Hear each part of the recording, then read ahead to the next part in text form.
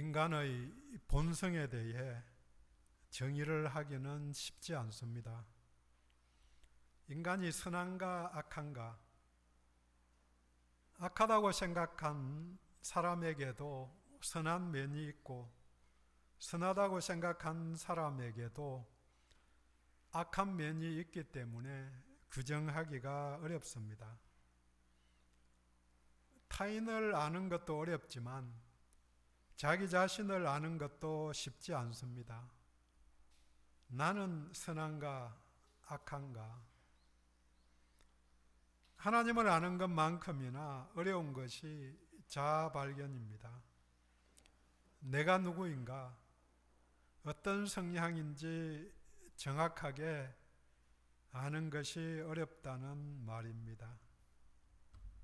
사람의 본성에 대한 여러 이론들과 평가가 있기 때문에 판단을 할 때에도 어려움이 있습니다. 그렇지만 이 주제와 결론은 2000년 전의 사람들이 고민한 문제나 현재 철학자들이 고민하는 문제가 대동소이합니다. 윤리적 범주에서 보면은 사람의 본성은 사람이 원래 악하다는 성악설, 그 반대로 사람은 본래 선하다는 성선설, 그리고 그 중간에 정해지지 않았기 때문에 어느 쪽도 가능하다는 미정설이 있습니다. 이렇게들 규정을 하는 것은 좋은 사회를 만들어 보려는 노력이 들어 있습니다. 단순하게 만든 이론과 달리 사람에게는 근본적으로 모순과 이중성이 있습니다. 세부적으로 보면 선을 원하는 마음도 있고 적극적으로 악은 아니어도 자기 이익을 위해서 움직이는 마음이 있습니다. 개인을 넘어서 사회를 생각하면 리처드 니버가 말한 대로 도덕적인 인간과 비도덕적인 사회입니다. 그러니까 악이 성행할 수밖에 없는 상황 속에서 선을 이루려고 그러니까 개인의 노력도 필요하고 적극적인 사회적인 연대도 필요합니다. 물론 이러한 사회적인 연대조차도 최근의 위안부 단체인 정의연 사태에서 보듯이 선을 표방하지만 그 안에는 악이 또다리를 틀고 있음을 봅니다. 이중성에 대한 많은 책과 영화들이 있습니다. 대표적인 책이 우리가 잘 아는 보물섬의 저자인 스티븐슨이 지은 지킬 박사와 하이드입니다. 낮에는 존경받는 사람이지만 보는 사람 없는 밤에는 야수로 변하는 인간의 이중성을 노골적으로 보여준 작품입니다.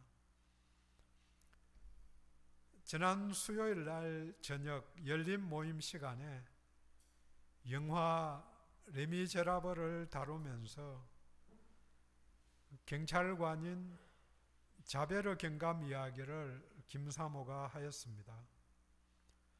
자베르는 선악이 명확해서 그 사람의 기준에는 한 번 악인은 영원한 악인이기 때문에 반드시 잡아서 처벌을 해야 한다.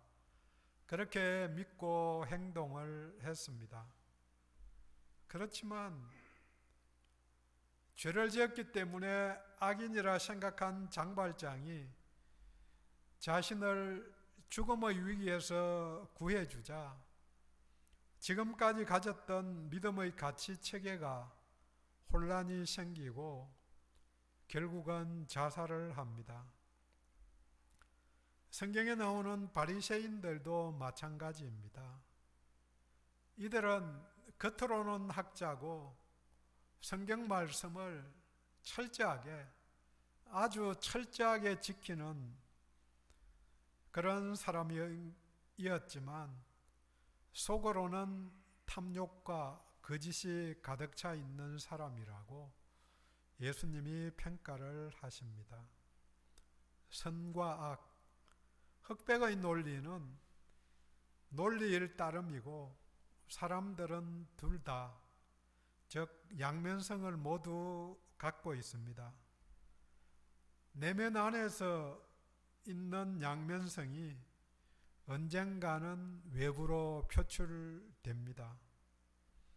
이 이중성은 유한한 몸이 갖는 한계, 그리고 무한성을 추구하는 본성의 상호 부조화로 인해 생기는 것이라고 문화인류학자인 어네스트 베커는 말합니다. 아무튼 믿지 않는 자연인에게 이중성이 있는 것은 당연하지만 문제는 믿는 나도 우리들도 유사하다는 점입니다. 교회 내에서 발생하는 많은 문제들뿐 아니라 교인들이 사회에서 일으키는 많은 문제들도 그들이 믿음 없어서가 아니고 원래 갖고 있는 이중성이 표출되었다는 점입니다. 사람의 이중성에 대한 난제에 세상 사람들은 본성으로 당연한 것이니 하고 싶은 대로 살아라고 그렇게 말을 합니다. 하지만 성경이 어떻게 이야기하는지 같이 나누어 보도록 하겠습니다. 반복하지만 오늘 본문의 주제는 인간 본성의 이중성입니다. 내 안에 있는 내적인 갈등이 있다. 사실입니다.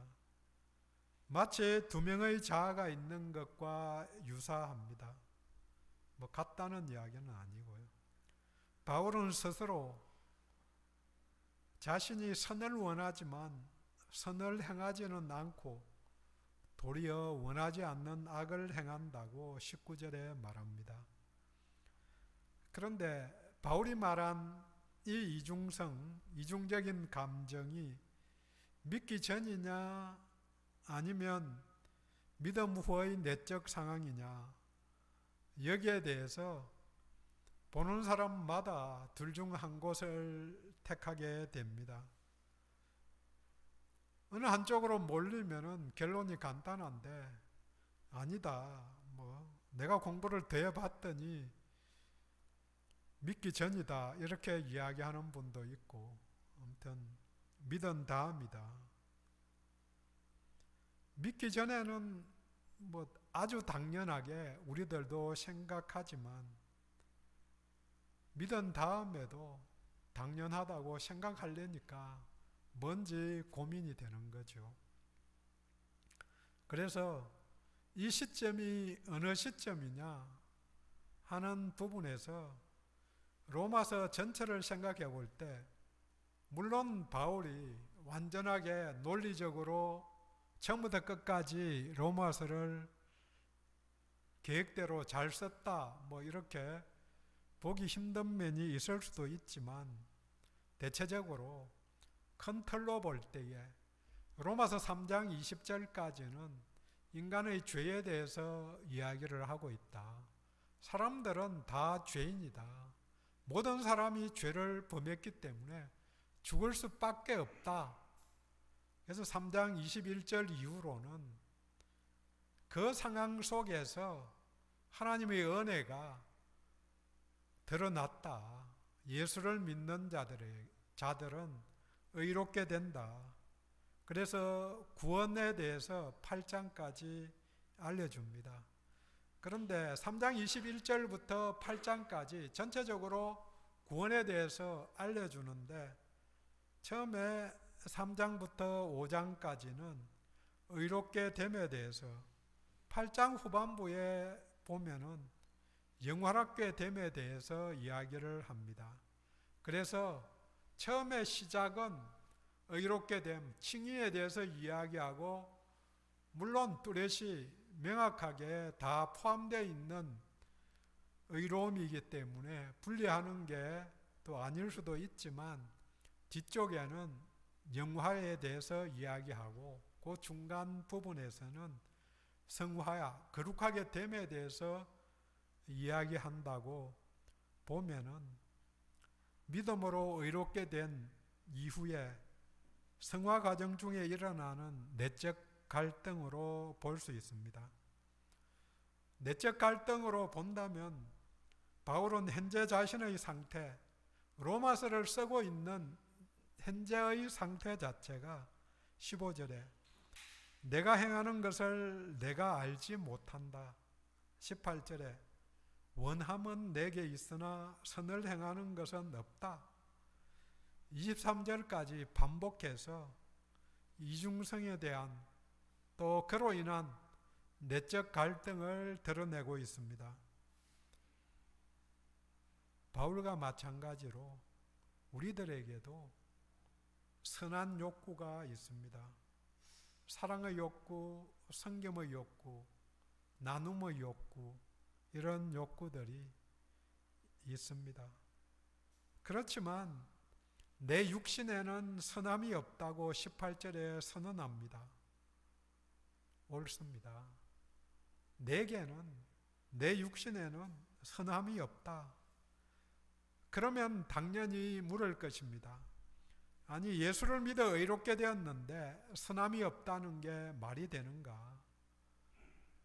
예, 말이 됩니다.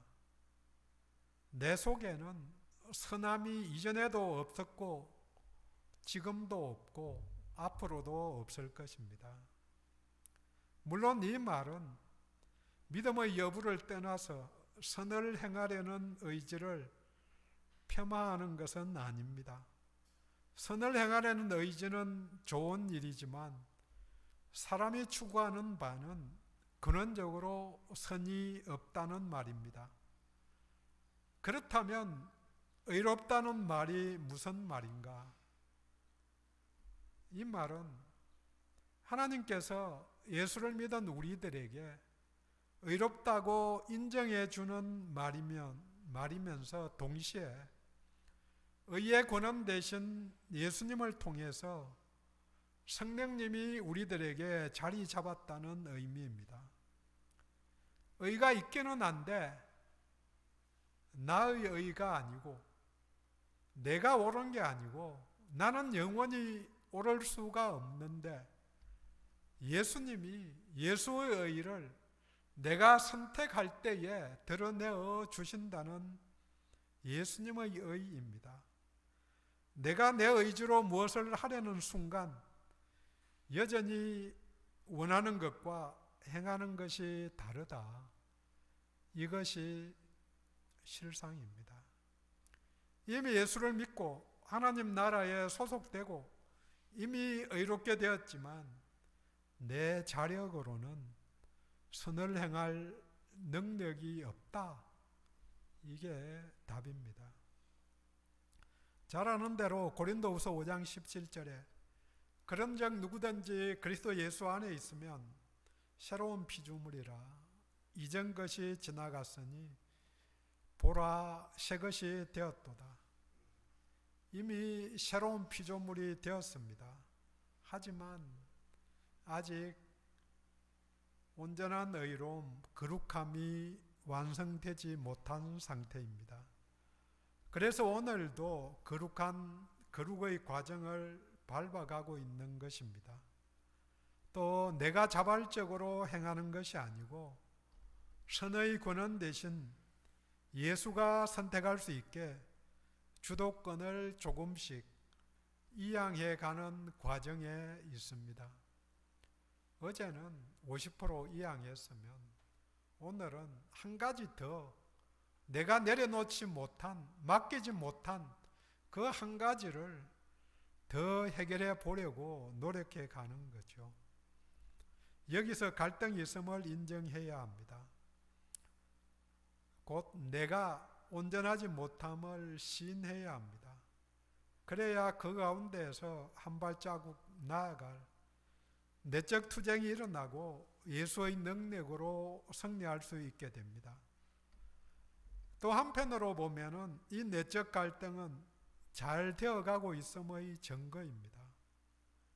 거룩함이 있기 때문에 습관적으로 내가 해왔던 일들, 선을 지향하지 못하는 일을 보거나 마주치면 불편함이 생기는 것입니다.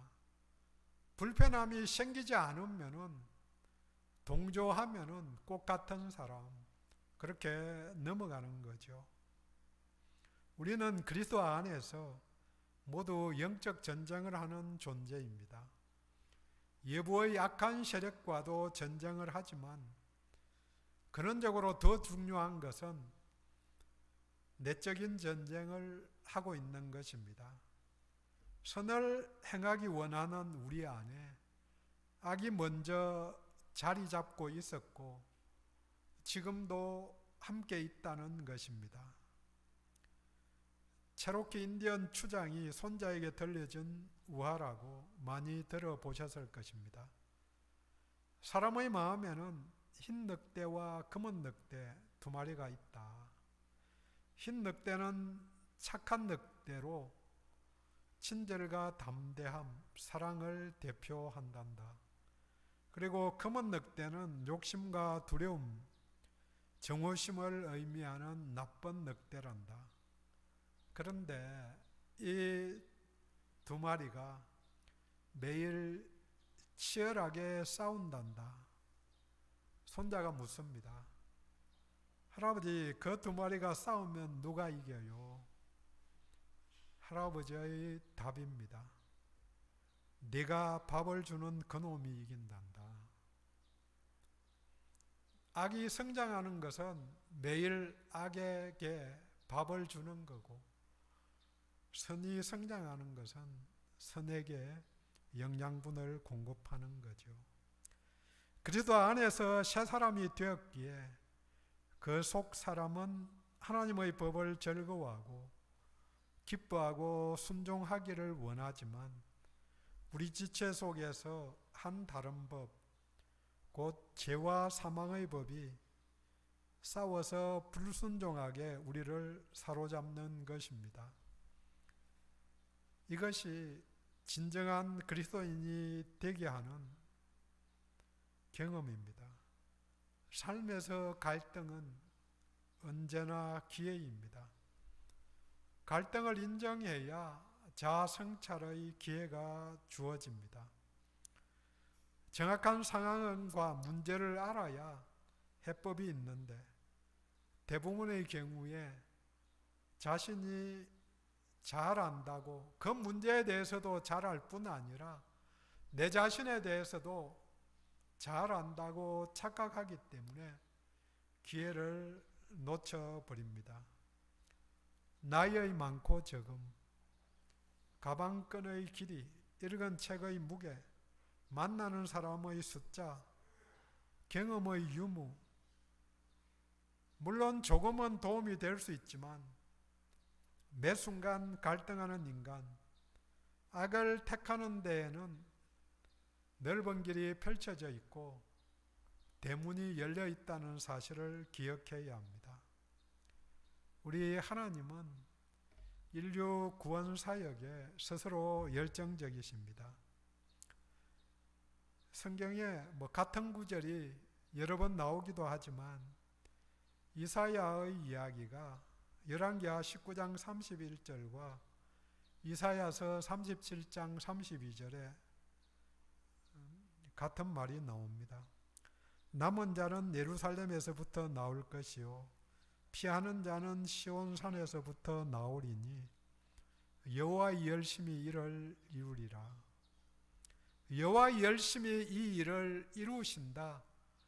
당신이 계획하고 원하시는 것, 사람들을 구원하고 이스라엘 역사 속에서는 남은 자를 다시 구원해서 세우는 그 역사를 열심히 이루셨고 지금도 이루시고 계십니다.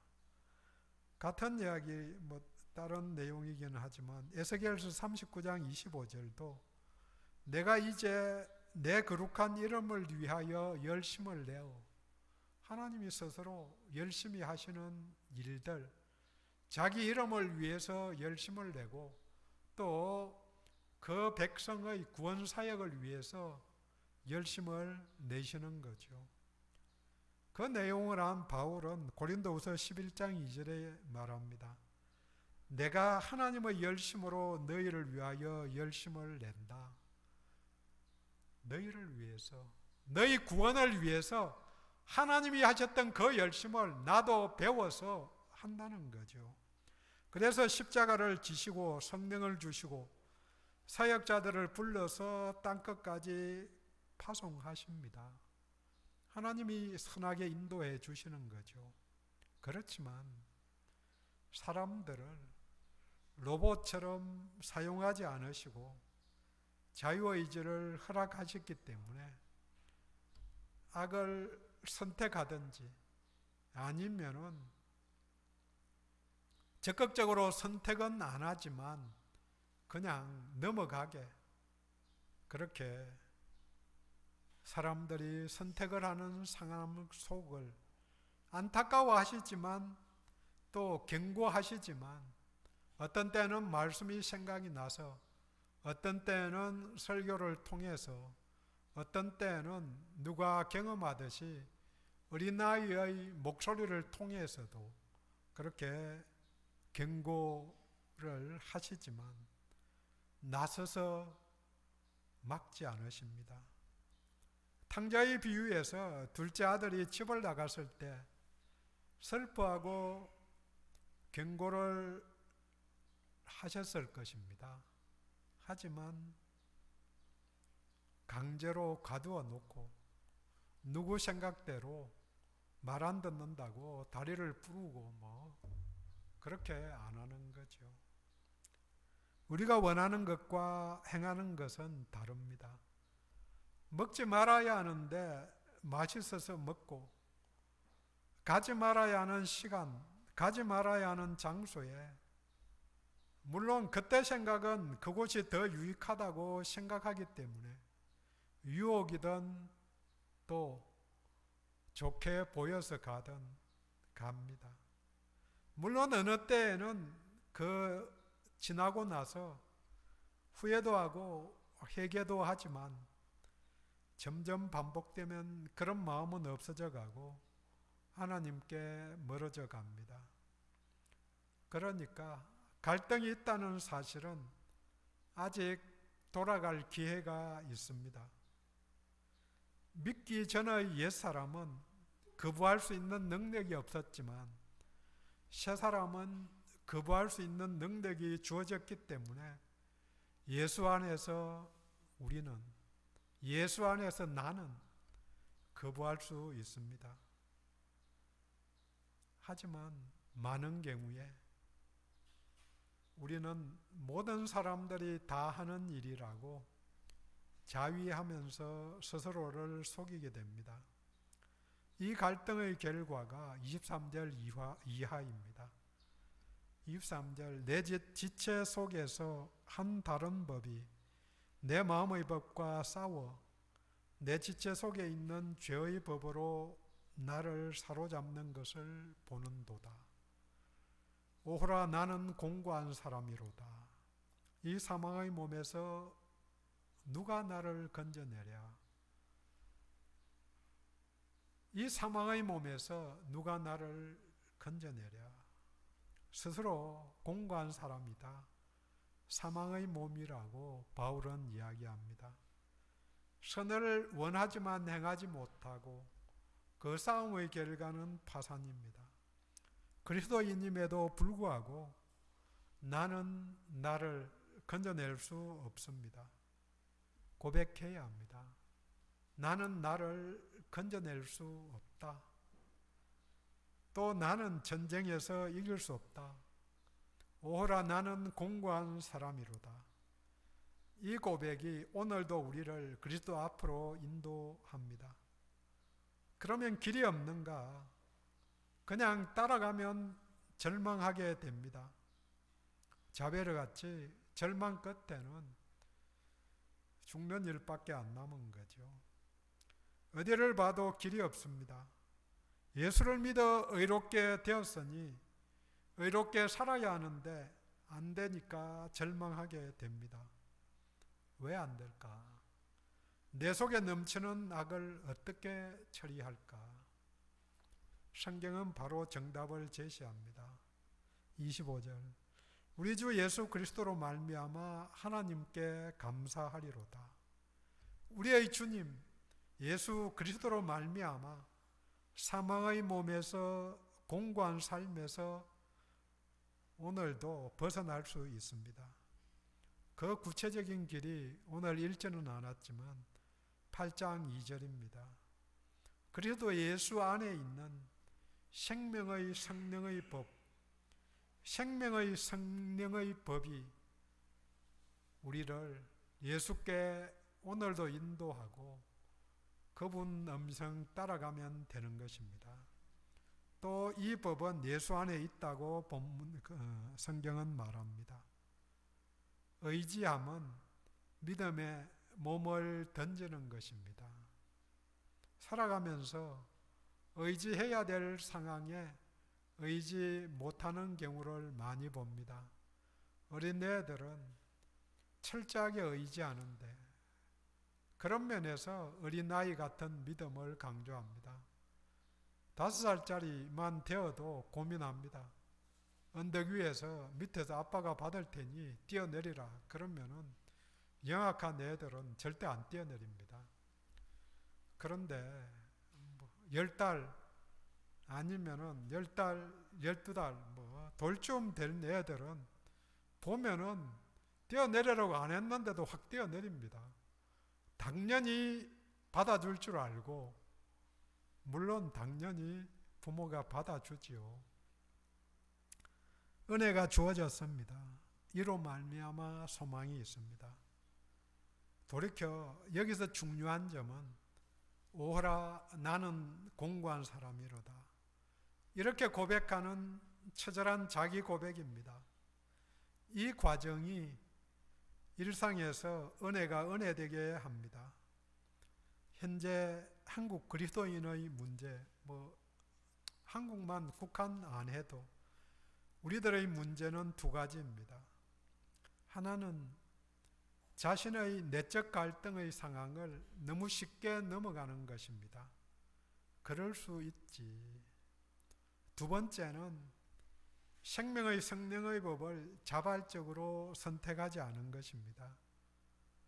지금까지 경험으로 저절로 잘 되겠지 하는 마음에 자신의 노력과 능력으로 해결해 보려 하기 때문에 생명의 법인지 다시 한번 돌아보지 않습니다.